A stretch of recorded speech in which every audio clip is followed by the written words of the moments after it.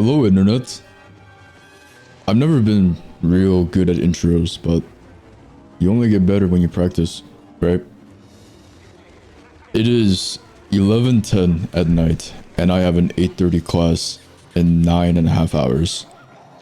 So I'm not too sure what I'm doing still up, but it's not my first time staying up super late.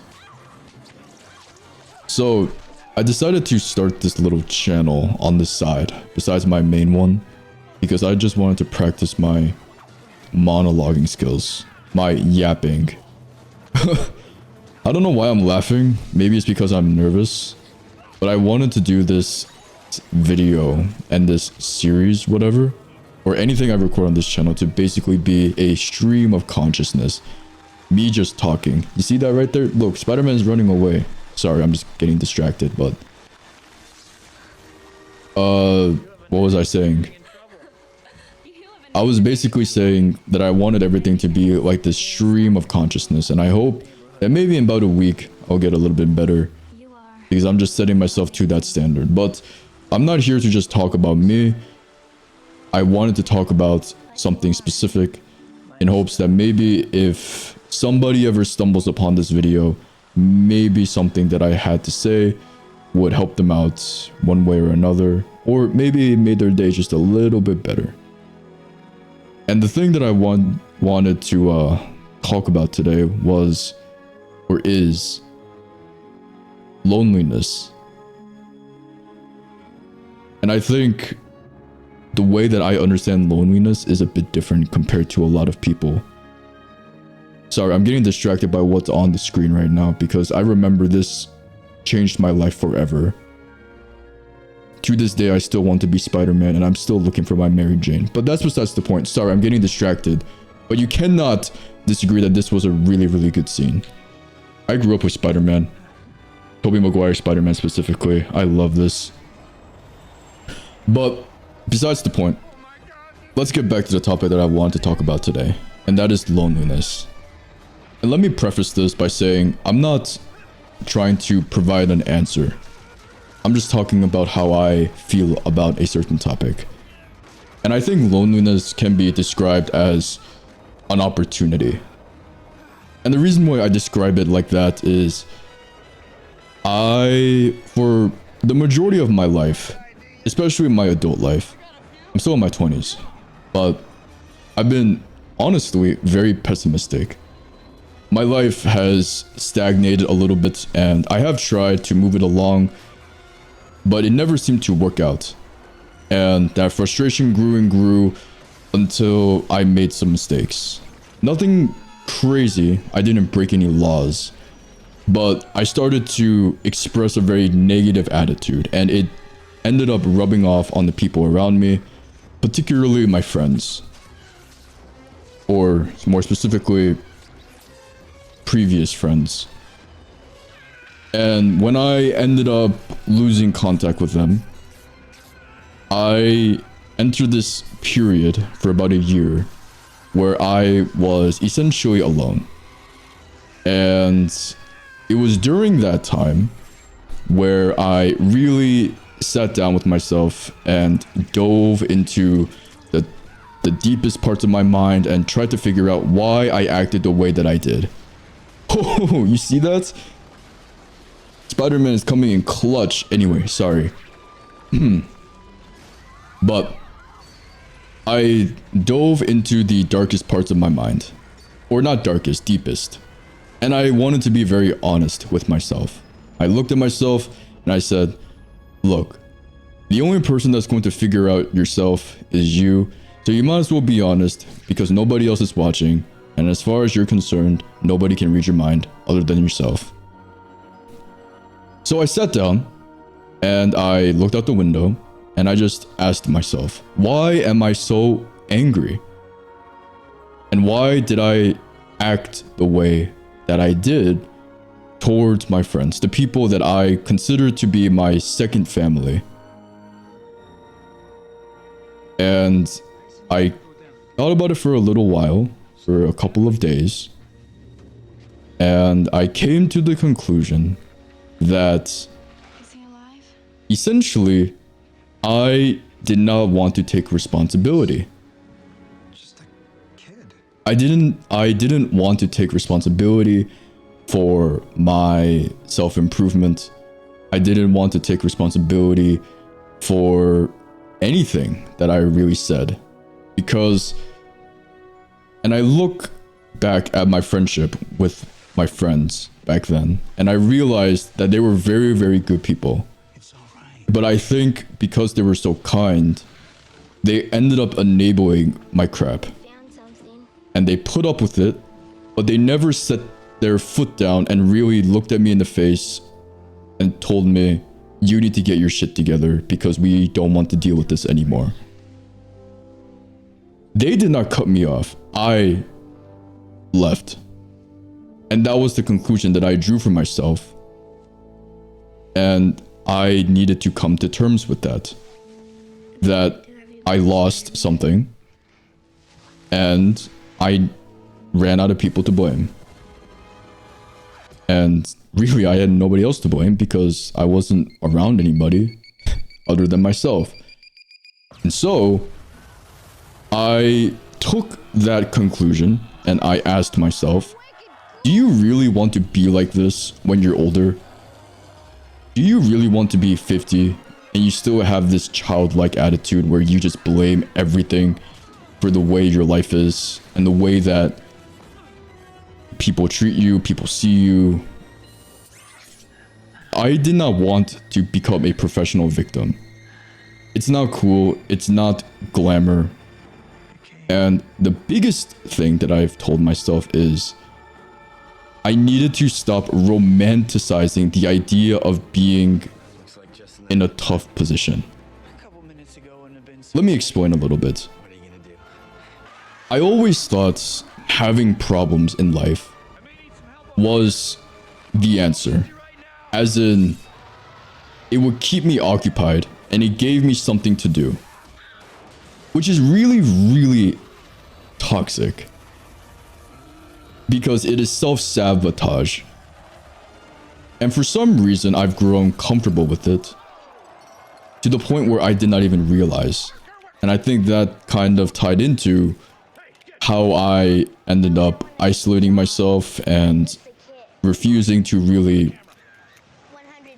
better myself so I can be better for future people that I meet. And so, I looked at myself in the face and I said, no, I do not want to be this, essentially a loser when I'm older. And I'm still young, in my 20s, early 20s, maybe mid 20s, depending how you look at it. But I have my whole life ahead of me. And I gave myself one last chance. Or, better put, that sounds a bit dark, one more chance. And I told myself, go Spidey, go. You need to take this loneliness and seize the opportunity to be completely honest with yourself without the fear factor of being around other people when you do it. So that's what I did. For about a year, I was alone. And I started small. I told myself, here's what you gotta do. You gotta take care of your body first. Because my dad told me, son, people say strong mind, strong body. But my dad disagreed. And he told me that it is actually the opposite. Strong body and then strong mind. The mind can be willing, but the body can't keep up. And that is just a sad reality that he had to accept. Wow, my grammar is terrible. I am so sorry, guys. I need to really pull myself together and relax. I swear, I am normally way more well articulated than this, but I guess I need to do better.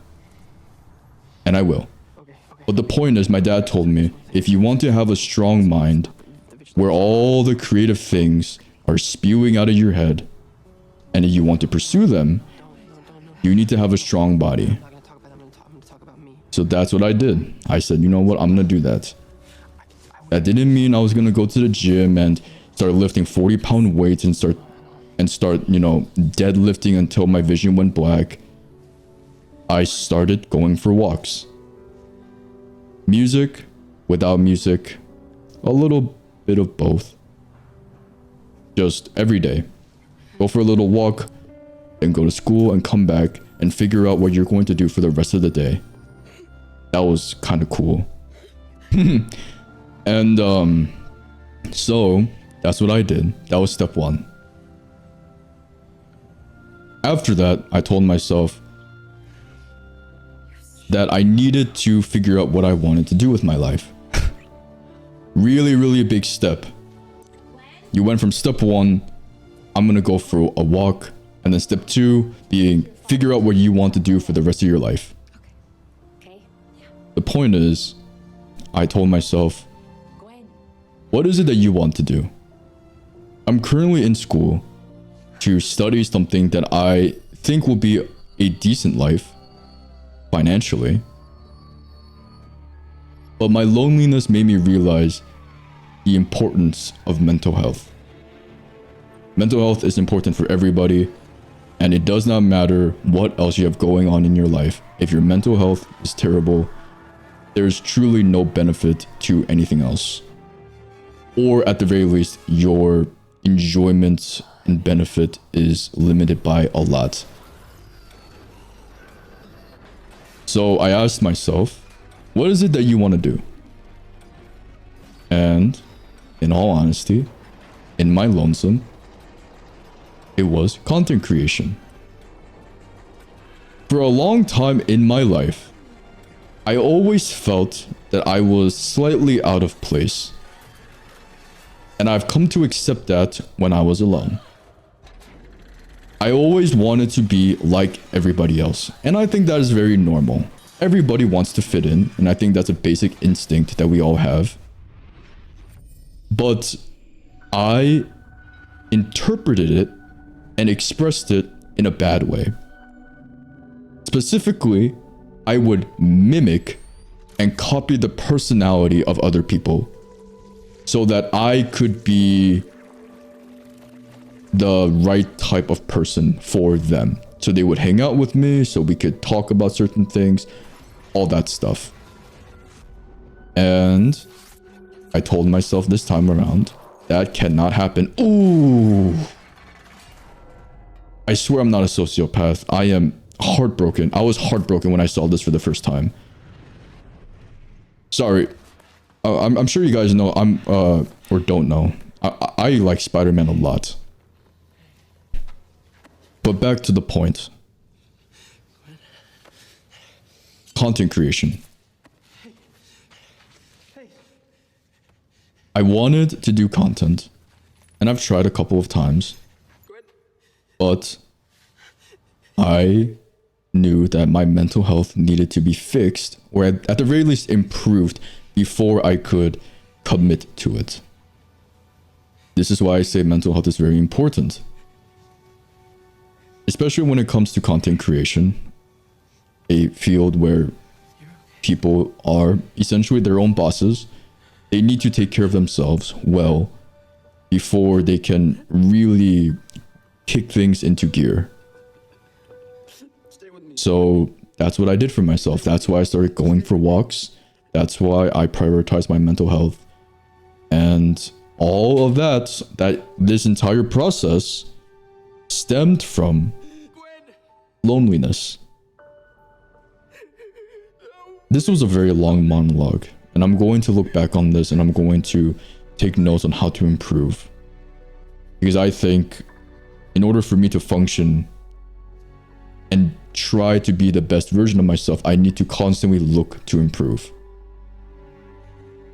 So that's what I will do.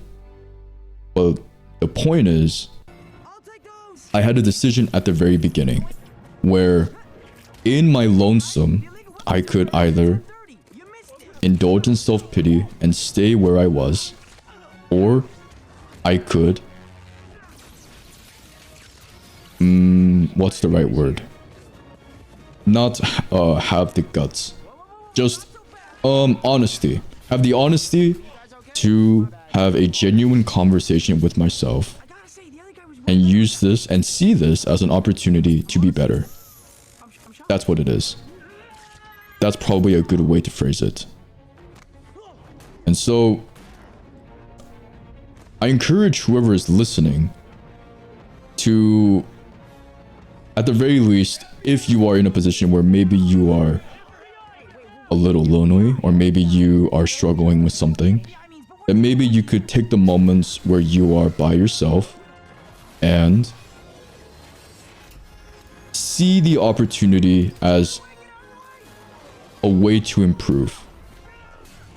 Because one of the things, or one of the beliefs I've had, is that you really are your own worst enemy, and you need to overcome that.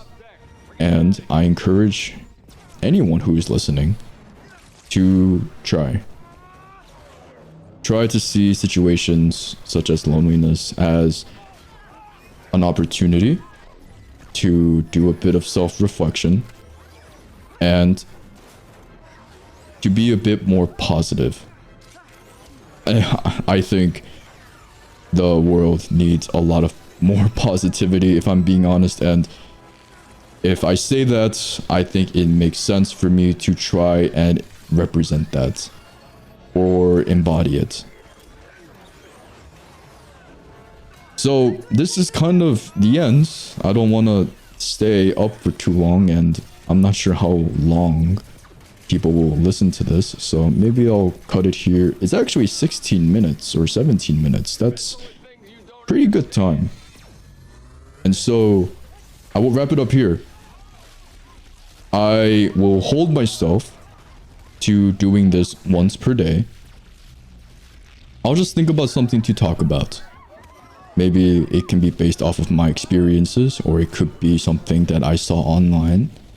And if I have something that I want to say about it, or something that where I have experience on, I will say it.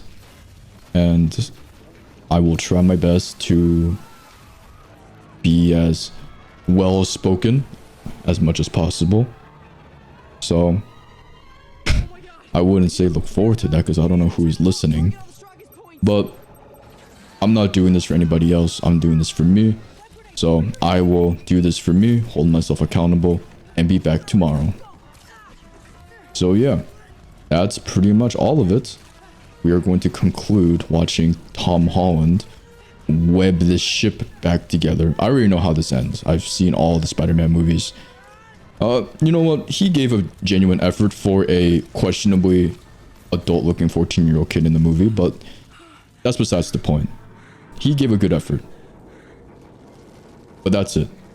I will see you? Question mark?